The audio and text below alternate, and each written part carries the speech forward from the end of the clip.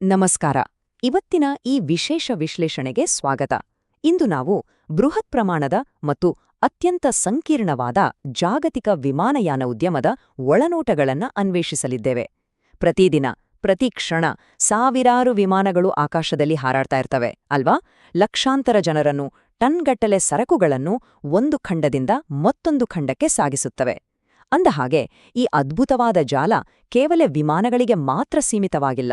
ಬದಲಿಗೆ ಏರ್ಲೈನ್ಗಳು, ವಿಮಾನ ನಿಲ್ದಾಣಗಳು, ತಯಾರಕರು ಮತ್ತು ವಾಯುಸಂಚಾರ ನಿರ್ವಹಣೆ ಇವೆಲ್ಲವೂ ಒಟ್ಟಾಗಿ ಕೆಲಸ ಮಾಡುವ ಒಂದು ದೊಡ್ಡ ಸಜೀವ ಪರಿಸರ ವ್ಯವಸ್ಥೆಯಾಗಿದೆ. ಈ ಬೃಹತ್ ಯಂತ್ರ ಕರಾರುವಾಗಿ ಹೇಗೆ ಕಾರ್ಯನಿರ್ವಹಿಸುತ್ತೆ ಅನ್ನೋದನ್ನ ಈಗ ಹಂತ ಹಂತವಾಗಿ ಬಿಡಿಸಿ ನೋಡೋಣ ಬನ್ನಿ. ಇಂದಿನ ನಮ್ಮ ಈ ಚರ್ಚೆಯ ಹಾದಿ ಹೀಗಿರಲಿದೆ. ಮೊದಲಿಗೆ ಆಕಾಶದ ಜನನ, ನಂತರ ಹಾರಾಟದ ಪರಿಸರ ವ್ಯವಸ್ಥೆ, ಆಮೇಲೆ ಪ್ರಯಾಣದ ಸಂಯೋಜನೆ, ಉದ್ಯಮದ ಸವಾಲುಗಳನ್ನು ಎದುರಿಸುವುದು ಮತ್ತು ಅಂತಿಮವಾಗಿ ವಿಮಾನಯಾನದ ಭವಿಷ್ಯ. ಮೊದಲನೆಯ ವಿಭಾಗ, ಆಕಾಶದ ಜನನ. 1903ರಿಂದ ಆರಂಭವಾಗಿ ಇಂದಿನ ಜಾಗತಿಕ ಜಾಲದವರೆಗಿನ ರೋಚಕ ಪಯಣ. ಕಾಲಾನಂತರದಲ್ಲಿ ಆಗಿರುವ ಈ ಅಗಾಧವಾದ ಬೆಳವಣಿಗೆಯ ಬಗ್ಗೆ ಒಂದ್ಸಲ ಯೋಚಿಸಿ ನೋಡಿ. 1903ರಲ್ಲಿ ರೈಟ್ ಸಹೋದರರ ಆ ಸಣ್ಣ ಪ್ರಯೋಗದಿಂದ ಆರಂಭವಾಗಿ ಇಂದು ಅದು ಇಡೀ ಜಗತ್ತನ್ನೇ ಬೆಸೆಯುವ ಬೃಹತ್ ಜಾಗತಿಕ ಸಾರಿಗೆ ಜಾಲವಾಗಿ ಬೆಳೆದು ನಿಂತಿದೆ. ಕೇವಲ 1 ಶತಮಾನದಲ್ಲಿ ಎಷ್ಟೊಂದು ಬದಲಾವಣೆ! ಮರಡ ಮತ್ತು ಬಟ್ಟೆಯ ವಿಮಾನದಿಂದ ಶುರುವಾದ ಕತೆ ಈಗ ಭವಿಷ್ಯದ ಸುಸ್ಥಿರ ವಿಮಾನಯಾನ ಇಂಧನ ಮತ್ತು ಎಲೆಕ್ಟ್ರಿಕ್ ವಿಮಾನಗಳತ್ತ ಸಾಗುತ್ತಿದೆ. ಇದು ನಿಜಕ್ಕೂ ಬೆರುಗುಗೊಳಿಸುವಂತಹ ಹಾದಿ. ವಿಭಾಗ 2, ಹಾರಾಟದ ಪರಿಸರ ವ್ಯವಸ್ಥೆ. ಅಂದ್ರೆ ಈ ಬೃಹತ್ ಜಾಲವನ್ನು ಓಡಿಸುವ, ಚಲಿಸುವ ಭಾಗಗಳು. ಸಾಮಾನ್ಯವಾಗಿ ವಿಮಾನಯಾನ ಅಂದ್ರೆ ನಮ್ಗೆ ತಕ್ಷಣ ನೆನಪಾಗೋದು ವಾಣಿಜ್ಯ ವಿಮಾನಗಳು. ಇದು ದೇಶೀಯ ಮತ್ತು ಅಂತಾರಾಷ್ಟ್ರೀಯ ಪ್ರಯಾಣಿಕರನ್ನ ಒಂದು ಕಡೆಯಿಂದ ಮತ್ತೊಂದು ಕಡೆಗೆ ಸೇರಿಸುತ್ತೆ. ಆದ್ರೆ ವಿಷಯ ಅಷ್ಟೇ ಅಲ್ಲ. ಜಾಗತಿಕ ಆರ್ಥಿಕತೆಯನ್ನ ಸರಾಗವಾಗಿ ನಡೆಸಲು ಸರಕುಗಳನ್ನ ಸಾಗಿಸುವ ಕಾರ್ಗೋ ವಿಮಾನಯಾನ ಅಷ್ಟೇ ಮುಖ್ಯವಾಗಿದೆ. ಜೊತೆಗೆ ದೇಶದ ಭದ್ರತೆಗಾಗಿ ಮಿಲಿಟರಿ ವಿಮಾನಯಾನ ಮತ್ತು ಖಾಸಗಿ ಹಾರಾಟಗಳಿಗಾಗಿ ಸಾಮಾನ್ಯ ವಿಮಾನಯಾನವು ಈ ಪರಿಸರ ವ್ಯವಸ್ಥೆಯ ಪ್ರಮುಖ ಕಂಬಗಳಾಗಿವೆ. ಇವೆಲ್ಲವೂ ಒಟ್ಟಾಗಿ ಸಂಪೂರ್ಣ ವಿಮಾನಯಾನ ಜಗತ್ತನ್ನ ರೂಪಿಸುತ್ತವೆ. ಈ ಬೃಹತ್ ಯಂತ್ರಗಳನ್ನು ತಯಾರಿಸುವವರು ಯಾರು ಮತ್ತು ಅದನ್ನು ಓಡಿಸುವವರು ಯಾರು? ಇಲ್ಲೊಂದು ಅತ್ಯದ್ಭುತವಾದ ಪಾಲುದಾರಿಕೆ ಇದೆ.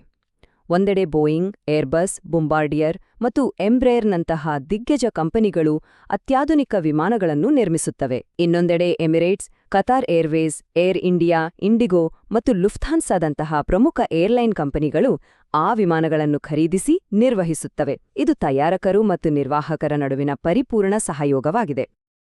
ಆಕಾಶದಲ್ಲಿ ಟ್ರಾಫಿಕ್ ಜಾಮ್ ಯಾಕಾಗಲ್ಲ ಅಂತ ಯಾವತ್ತಾದ್ರೂ ಯೋಚಿಸಿದೀರಾ? ಇದಕ್ಕೆ ಕಾರಣವೇ ಏರ್ ಟ್ರಾಫಿಕ್ ಕಂಟ್ರೋಲ್ ಅಥವಾ ಎಟಿಸಿ. ಇದು ಕಣ್ಣಿಗೆ ಕಾಣದ ಆದರೆ ಅತ್ಯಂತ ನಿರ್ಣಾಯಕವಾದ ವ್ಯವಸ್ಥೆ. ಸಾವಿರಾರು ವಿಮಾನಗಳು ಏಕಕಾಲದಲ್ಲಿ ಹಾರಾಡುತ್ತಿರುವಾಗ ಅವುಗಳ ನಡುವೆ ಸುರಕ್ಷಿತ ಅಂತರವನ್ನು ಕಾಪಾಡಿಕೊಳ್ಳುವುದು ಮತ್ತು ನಿಲ್ದಾಣಗಳಲ್ಲಿ ದಟ್ಟಣೆಯನ್ನು ನಿರ್ವಹಿಸುವುದು ಇವರ ಮುಖ್ಯ ಜವಾಬ್ದಾರಿ. ಸರಳವಾಗಿ ಹೇಳ್ಬೇಕಂದ್ರೆ ಇದು ಇಡೀ ಕಾರ್ಯಾಚರಣೆಯ ನರಮಂಡಲ ಇದ್ದಂತೆ. ಮುಂದಿನ ವಿಭಾಗ, ಪ್ರಯಾಣದ ಸಂಯೋಜನೆ. ಅಂದರೆ ಕಾರ್ಯಾಚರಣೆಗಳು ಮತ್ತು ಇದರ ಹಿಂದಿರುವ ಮಾನವ ಶಕ್ತಿ. ಪ್ರತಿಯೊಂದು ಯಶಸ್ವಿ ಹಾರಾಟದ ಹಿಂದೆಯೂ ಒಂದು ಕರಾರುವಾಕ್ಕಾದ ಟೀಮ್ ವರ್ಕ್ ಇರುತ್ತೆ. ಇಲ್ಲಿ ಕ್ಯಾಬಿನ್ ಸಿಬ್ಬಂದಿ 30,000 ಅಡಿ ಎತ್ತರದಲ್ಲಿ ಪ್ರಯಾಣಿಕರ ಸುರಕ್ಷತೆ, ತುರ್ತು ನಿರ್ವಹಣೆ ಮತ್ತು ಗ್ರಾಹಕ ಸೇವೆಗಳತ್ತ ಗಮನ ಹರಿಸಿದರೆ, ಕೆಳಗೆ ಗ್ರೌಂಡ್ ಸ್ಟಾಫ್ ವಿಮಾನ ಟೇಕ್ ಆಫ್ ಆಗುವ ಮೊದಲು ನಡೆಯುವ ಎಲ್ಲಾ ಪ್ರಕ್ರಿಯೆಗಳನ್ನು ನಿಭಾಯಿಸುತ್ತಾರೆ. ಅಂದರೆ ಚೆಕ್ ಇನ್, ಬೋರ್ಡಿಂಗ್, ಬ್ಯಾಗೇಜ್ ನಿರ್ವಹಣೆ ಇವೆರಡೂ ಗುಂಪುಗಳ ಅದ್ಭುತ ಸಮನ್ವಯದಿಂದಲೇ ನಮ್ಮ ಪ್ರಯಾಣ ಸುಖಕರವಾಗುವುದು. ವಿಮಾನ ನಿಲ್ದಾಣವನ್ನು ಪ್ರವೇಶಿಸಿದಾಗಿನಿಂದ ಹಾರಾಟದವರೆಗಿನ ಪ್ರಕ್ರಿಯೆ ಗಡಿಯಾರದ ಮುಳ್ಳಿನಂತೆ ನಿಖರವಾಗಿ ನಡೆಯುತ್ತೆ. ಮೊದಲಿಗೆ ಪ್ರಯಾಣಿಕರ ಚೆಕ್ ಇನ್, ಆಮೇಲೆ ಬ್ಯಾಗೇಜ್ ಸೇವೆಗಳು ಮತ್ತು ಕಟ್ಟುನಿಟ್ಟಾದ ಭದ್ರತಾ ತಪಾಸಣೆ. ಆನಂತರ ವಿಮಾನ ಪಾರ್ಕಿಂಗ್ ಮತ್ತು ಪ್ರಯಾಣಿಕರು ವಿಮಾನ ಹತ್ತುವ ಬೋರ್ಡಿಂಗ್ ಪ್ರಕ್ರಿಯೆ. ಕೊನೆಯದಾಗಿ ಏರ್ ಟ್ರಾಫಿಕ್ ಕಂಟ್ರೋಲ್ ಕ್ಲಿಯರೆನ್ಸ್. ಪ್ರತಿಯೊಂದು ಹಂತವೂ ನಿಖರವಾಗಿರಲೇಬೇಕು. ಯಾವುದಾದ್ರೂ ಒಂದು ಕಡೆ ಸ್ವಲ್ಪ ಏರುಪೇರಾದ್ರೂ ಇಡೀ ವ್ಯವಸ್ಥೆಯೇ ವಿಳಂಬವಾಗಬಹುದು. ಆದರೆ ಇದೆಲ್ಲದರ ನಡುವೆ ಎಂದಿಗೂ ರಾಜಿ ಮಾಡಿಕೊಳ್ಳಲಾಗದ ಒಂದೇ ಒಂದು ಅಂಶ ಅಂದ್ರೆ ಅದು ಸುರಕ್ಷತೆ. ವಿಮಾನಯಾನ ಉದ್ಯಮದಲ್ಲಿ ಸುರಕ್ಷತೆಯೇ ಎಲ್ಲಕ್ಕಿಂತ ಮಿಗಿಲು. ವಿಮಾನಗಳ ನಿಯಮಿತವಾದ ನಿರ್ವಹಣೆ, ಪೈಲಟ್ಗಳಿಗೆ ನೀಡಲಾಗುವ ಅತ್ಯುನ್ನತ ಮಟ್ಟದ ತರಬೇತಿ ಮತ್ತು ಕಟ್ಟುನಿಟ್ಟಿನ ಭದ್ರತಾ ಕಾರ್ಯವಿಧಾನಗಳು ಇವೆಲ್ಲವೂ ಪ್ರತಿಯೊಬ್ಬ ಪ್ರಯಾಣಿಕನು ಸುರಕ್ಷಿತವಾಗಿ ಗಮ್ಯಸ್ಥಾನವನ್ನು ತಲುಪುವುದನ್ನು ಖಚಿತಪಡಿಸುತ್ತವೆ. ಇದು ಈ ಸಂಪೂರ್ಣ ಉದ್ಯಮದ ಅಡಿಪಾಯವೇ ಸರಿ. ವಿಭಾಗ 4. ಉದ್ಯಮದ ಸವಾಲುಗಳನ್ನು ಎದುರಿಸುವುದು, ಬೆದರಿಕೆಗಳು ಮತ್ತು ಅವುಗಳ ಪರಿಣಾಮ. ಈಗ ಒಂದು ಕುತೂಹಲಕಾರಿ ಪ್ರಶ್ನೆ. ಇಷ್ಟೊಂದು ಬೃಹತ್ತಾಗಿರೋ ಇಡೀ ಪ್ರಪಂಚವನ್ನೇ ಬೆಸೆಯುವ ಈ ಜಾಲವನ್ನು ಅಲುಗಾಡಿಸುವ ಶಕ್ತಿ ಯಾವುದಕ್ಕಿದೆ? ಈ ಬೃಹತ್ ಯಂತ್ರದ ಗಾಲಿಗೆ ಅಡ್ಡಿಯಾಗುವಂತಹ ಘರ್ಷಣೆಗಳು ಯಾವುವು? ವಿಮಾನಯಾನ ಉದ್ಯಮ ಪ್ರತಿದಿನ ಎದುರಿಸುವ ನೈಜ ಸವಾಲುಗಳು ನಿಜಕ್ಕೂ ಅಚ್ಚರಿ ಮೂಡಿಸುತ್ತವೆ. ಈ ಉದ್ಯಮದ ದಕ್ಷತೆಯನ್ನು ನಿರಂತರವಾಗಿ ಪರೀಕ್ಷಿಸುವ ಪ್ರಮುಖ 4 ಸವಾಲುಗಳಿವೆ. ಮೊದಲನೆಯದಾಗಿ ಇಂಧನ ಬೆಲೆ. ಇದರಲ್ಲಿ ಸ್ವಲ್ಪ ಏರುಪೇರಾದ್ರೂ ಅದು ಏರ್ಲೈನ್ಗಳ ಆರ್ಥಿಕತೆಯ ಮೇಲೆ ದೊಡ್ಡ ಪರಿಣಾಮ ಬೀರುತ್ತೆ. ಎರಡನೆಯದಾಗಿ ಅನಿರೀಕ್ಷಿತ ಹವಾಮಾನ ಪರಿಸ್ಥಿತಿಗಳು. ಇವು ಜಗತ್ತಿನಾದ್ಯಂತ ವಿಮಾನಗಳ ವಿಳಂಬಕ್ಕೆ ಕಾರಣವಾಗ್ತವೆ. ಮೂರನೆಯದಾಗಿ ಭದ್ರತಾ ಬೆದರಿಕೆಗಳು. ಮತ್ತು ಕೊನೆಯದಾಗಿ ಇಂದಿನ ದಿನಗಳಲ್ಲಿ ಅತಿ ದೊಡ್ಡ ಸವಾಲಾಗಿರುವ ಪರಿಸ್ಥಿತಿ ಕಾಳಜಿಗಳು, ಅಂದ್ರೆ ಕಾರ್ಬನ್ ಹೊರಸೂಸುವಿಕೆಯನ್ನು ಕಡಿಮೆ ಮಾಡುವ ಭಾರೀ ಒತ್ತಡ. ನಮ್ಗೆಲ್ಲರಿಗೂ ಗೊತ್ತಿರುವ ಹಾಗೆ ಇತ್ತೀಚಿನ ಇತಿಹಾಸದಲ್ಲಿ ಈ ಉದ್ಯಮಕ್ಕೆ ಅತಿದೊಡ್ಡ ಹೊಡೆತ ನೀಡಿದ್ದು ಕೋವಿಡ್-19 ಸಾಂಕ್ರಾಮಿಕ. ಇಡೀ ಜಾಗತಿಕ ಪ್ರಯಾಣ ಸಂಪೂರ್ಣವಾಗಿ ಸ್ತಬ್ಧವಾಗಿತ್ತು. ಪ್ರಯಾಣಿಕರ ದಟ್ಟಣೆ ಹಿಂದೆಂದೂ ಕಂಡರಿಯದ ಮಟ್ಟಕ್ಕೆ ಕುಸಿಯಿತು. ಆದ್ರೆ ಈ ಬಿಕ್ಕಟ್ಟು ಉದ್ಯಮವನ್ನು ಹೊಸದಾಗಿ ಯೋಚಿಸುವಂತೆ ಮಾಡಿತು ಅನ್ನೋದನ್ನ ನಾವು ಮರೆಯುವಂತಿಲ್ಲ. ಪ್ರಪಂಚದಾದ್ಯಂತ ವಿಮಾನ ನಿಲ್ದಾಣಗಳು ಮತ್ತು ಏರ್ಲೈನ್ಗಳು ತಮ್ಮ ಆರೋಗ್ಯ ಮತ್ತು ಸುರಕ್ಷತಾ ಪ್ರೋಟೋಕಾಲ್ಗಳನ್ನು ಮೂಲಭೂತವಾಗಿ ಬದಲಾಯಿಸಿಕೊಂಡವು ಮತ್ತು ಮತ್ತಷ್ಟು ಬಲಗೊಂಡವು. ಕೊನೆಯದಾಗಿ ವಿಭಾಗ 5. ವಿಮಾನಯಾನದ ಭವಿಷ್ಯ, ಅಂದರೆ ಹೊಸ ನಾವೀನ್ಯತೆ ಮತ್ತು ಮುಂದಿನ ದಿಗಂತಗಳು. ವಿಮಾನಯಾನದ ಭವಿಷ್ಯ ಸಂಪೂರ್ಣವಾಗಿ ತಂತ್ರಜ್ಞಾನದ ಮಡಿಲಲ್ಲಿದೆ. ಕೃತಕ ಬುದ್ಧಿಮತ್ತೆ ಮತ್ತು ಆಟೋಮೇಷನ್ ಕಾರ್ಯಾಚರಣೆಗಳನ್ನು ಇನ್ನಷ್ಟು ನಿಖರವಾಗಿಸುತ್ತಿವೆ. ಸುಧಾರಿತ ನ್ಯಾವಿಗೇಷನ್ ವ್ಯವಸ್ಥೆಗಳು ಗ್ರಾಹಕರ ಅನುಭವವನ್ನು ಸುಧಾರಿಸುತ್ತಿವೆ. ಅದಕ್ಕಿಂತ ಮುಖ್ಯವಾಗಿ ನಾವು ಎದುರಿಸುತ್ತಿರುವ ಪರಿಸರ ಸವಾಲುಗಳಿಗೆ ಪರಿಹಾರವಾಗಿ ಇಂಧನ ದಕ್ಷ ವಿಮಾನಗಳು, ಸುಸ್ಥಿರ ವಿಮಾನಯಾನ ಇಂಧನ ಹಾಗೂ ಇಲೆಕ್ಟ್ರಿಕ್ ವಿಮಾನಗಳು ಮತ್ತು ಸ್ಮಾರ್ಟ್ ವಿಮಾನ ನಿಲ್ದಾಣಗಳು ಸಿದ್ಧವಾಗುತ್ತಿವೆ.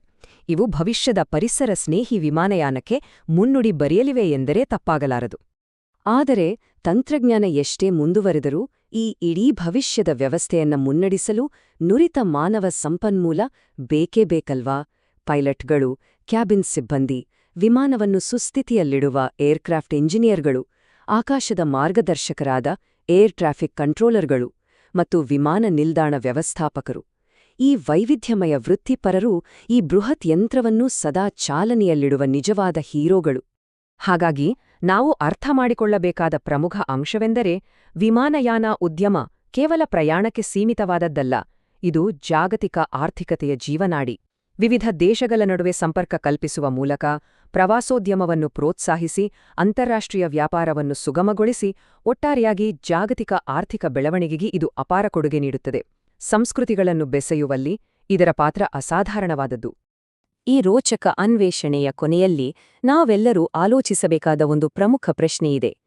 ವಿಮಾನಯಾನ ಉದ್ಯಮ ನಮಗೆ ಜಾಗತಿಕ ಸಂಪರ್ಕದ ಅದ್ಭುತ ಶಕ್ತಿಯನ್ನೇನೋ ನೀಡಿದೆ.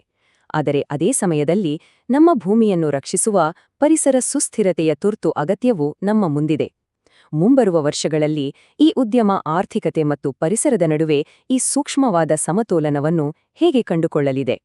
ಈ ಪ್ರಶ್ನೆಯೇ ಪ್ರಯಾಣದ ಭವಿಷ್ಯವನ್ನು ನಿರ್ಧರಿಸಲಿದೆ. ಈ ವಿಸ್ಮಯಕಾರಿ ಪ್ರಪಂಚದ ವಿಶ್ಲೇಷಣೆಯಲ್ಲಿ ನಮ್ಮೊಂದಿಗೆ ಕೈಜೋಡಿಸಿದ್ದಕ್ಕಾಗಿ ಧನ್ಯವಾದಗಳು.